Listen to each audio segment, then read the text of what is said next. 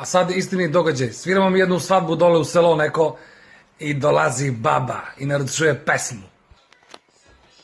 Оќу да ми свирате песму тој. Ајде. А они си, дај бе бабо бе, пусти баба седнела бе, нема појма бе. Која то песма, нема појма. Оќу тој песму, тој, давам 100 евра. И они си, лејле, дај бе да го свирам бе, 100 евра да узмем бе. Која то песма бе, бабо бе, шта ти е то бе? Тој да свираш, одма, 100 евра давам. Чехке бе, клаветуриста, најпаметен увек се прави. Ко бе, то стани? Ко па, бабо бе, ко то пева бе?